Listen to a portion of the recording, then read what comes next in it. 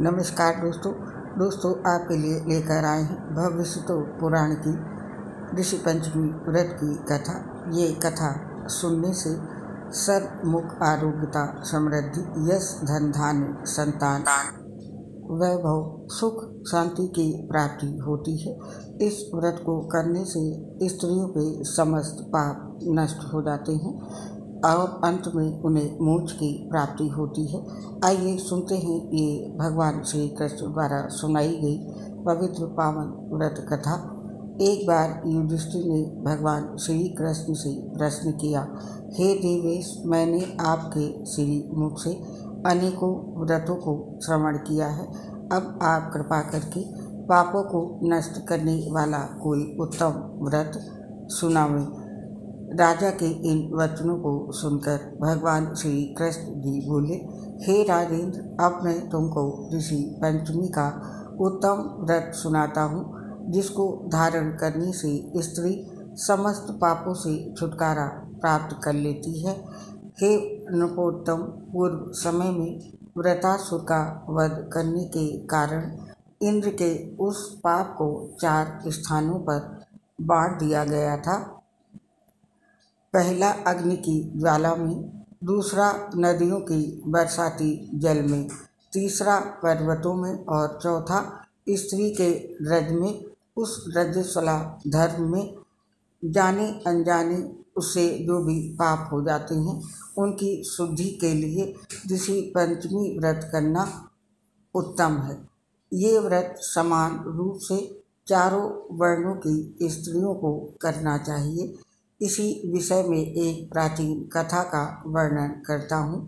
सतयुग के विदर्भ नगरी में सुन्नेजित नामक राजा हुए। वे राजा प्रजा का पुत्रवत पालन करते थे। उनके आचरण ऋषि के समान थे। उनके राज्य में समस्त वेदों का ज्ञाता, समस्त जीवों का उपकार करने वाला एक सुमित नामक कृषक ब्राह्मण निवास करता था। उनकी स्त्री जयश्री पतिव्रता थी। ब्राह्मण के अनेक नौकर चाकर भी थे। एक समय वर्षा काल में जब वो साध्वी खेती के कामों में लगी हुई थी, तब वो रजस्वला भी हो गई। हे राजन, उसे अपने रजस्वला होने का भास हो गया, किंतु फिर भी वो घर गृहस्थी के कार्यों में ही लगी रही। कुछ समय के पश्चात दोनों स्त्री पुरुष अपनी अपनी आयु भोग कर मृत्यु को प्राप्त हुए। जयश्री अपने ऋतु दोष के कारण कुटिया बनी और सुमित को रजस्वला स्त्री के संपर्क में रहने के कारण बैल की योनि प्राप्त हुई। क्योंकि ऋतु दोष के अतिरिक्त उन दोनों का कोई और अपराध नहीं था, इस कारण इन दोनों को अपने पूर्व जन्म का समस्त विवरण याद रहा। वे दोनों कुटिया और बैल के रूप में रहकर अपने पुत्र सुमित के यहाँ पलने लगे। सुमित धर्मात्मा था और अतिथियों का पूर्ण सत्कार किया करता था। एक बार अपने पिता के श्राद्ध के दिन उसने अपने घर ब्राह्मणों को जिमाने के लिए नाना प्रकार के भोजन बनवाए। उसकी स्त्री किसी काम से उस समय बाहर गई हुई थी। तभी एक सर्प ने आकर रसोई के बर्तन में विष उड़ेल दिया, खाने में विष अपना डाल दिया। सुमित की माँ कुटिया के रूप में बैठी हुई ये सब देख रही थी, अतः उसने अपने पुत्र को ब्रह्म हत्या के पाप से बचाने की इच्छा से उस बर्तन को स्पर्श कर लिया जिसमें खाना रखा हुआ था। तब सुमित की पत्नी से कुटिया का ये कृत्य सहा ना गया और उसने एक जलती हुई लकड़ी कुटिया के मारी। वो प्रतिदिन रसोई में जो जूठन आदि शेष रहती थी उस कुटिया के सामने डाल दिया करती थी, किंतु उस दिन उसने क्रोध के कारण वो भी उसको नहीं दी। तब रात्रि के समय भूख से व्याकुल होकर वो कुटिया अपने पूर्व पति के पास आकर बोली, हे नाथ, आज मैं भूख से मरी जा रही हूँ। वैसे तो रोज ही मेरा पुत्र खाने को देता था, मगर आज उसने कुछ नहीं दिया। मैंने सांप के विष वाले खीर के बर्तन को ब्रह्म हत्या के भय से छूकर भ्रष्ट कर दिया था।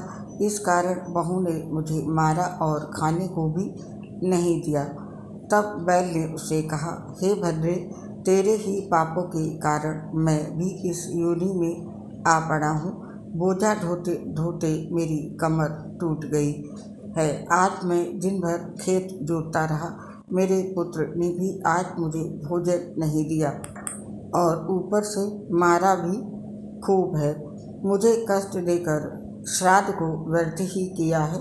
अपने माता पिता की इन बातों को उनके पुत्र सुमित ने सुन लिया।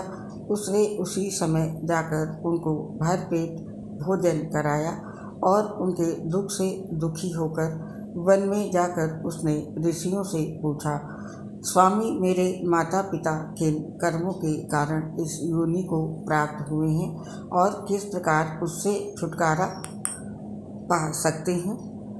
तब सुमित के उन वचनों को श्रवण करके सर्वतपा नामक ऋषि ने दया करके बोले, पूर्व जन्म में तुम्हारी माता ने अपनी उच्छृंखल स्वभाव के कारण रजस्वला होते हुए भी घर गृहस्थी की समस्त वस्तुओं को स्पर्श किया था और तुम्हारे पिता ने उनको स्पर्श किया था। इसी कारण वे कुटिया और बैल की योनि को प्राप्त हुए। तुम उनकी मुक्ति के लिए ऋषि पंचमी का व्रत धारण करो।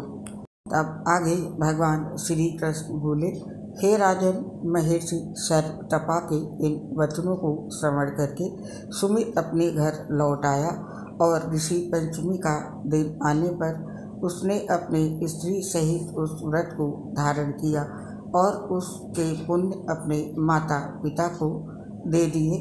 व्रत के प्रभाव से उसके माता पिता दोनों ही पशु की योनियों से मुक्त हो गए और स्वर्ग को चले गए। अतः जो स्त्री इस व्रत को धारण करती है वो समस्त सुखों को पाती है। व्रत कथा संपूर्ण होती है। बोलिए श्री कृष्ण भगवान की जय। और अब सुनते हैं ऋषि पंचमी पर किए जाने वाले अनुष्ठान। ऋषि पंचमी को सभी रीति रिवाजों और अनुष्ठानों को अच्छे इरादे और शुद्ध दिल के साथ किया जाना चाहिए। व्यक्तियों के इरादे शरीर और आत्मा के शुद्धिकरण के लिए एक महत्वपूर्ण भूमिका निभाते हैं। भक्त सुबह उठते हैं और उठने के बाद ही पवित्र स्नान किया जाता है। व्यक्ति को जड़ी बूटी के साथ स्थित दांतों की सफाई करनी चाहिए और डाटा वार्ड जड़ी बूटी के साथ स्नान करना चाहिए। इन सभी जड़ी बूटियों का मुख्य रूप से शरीर के बाहरी शुद्धिकरण के लिए उपयोग किया जाता है और मक्खन, तुलसी, दूध और दही का मिश्रण आत्मा की शुद्धिकरण के लिए पिया जाता है। इस दिन भक्त 7 महान संतों के सप्त ऋषि की पूजा की जाती है, जो सभी अनुष्ठानों के अंतिम पहलू का अंतिम भाग होता है। सभी 7 ऋषियों की उपस्थिति का आवाहन करने के लिए प्रार्थनाओं और कई पवित्र चीज़ें जैसे फूल और खाद्य उत्पादों का प्रयोग किया जाता है। दोस्तों, ये थे ऋषि पंचमी के अनुष्ठान। अब आप इस पोस्ट से हमें आज्ञा दीजिए और स्वीकार कीजिए मेरा प्यार भरा सस्नेह नमस्कार।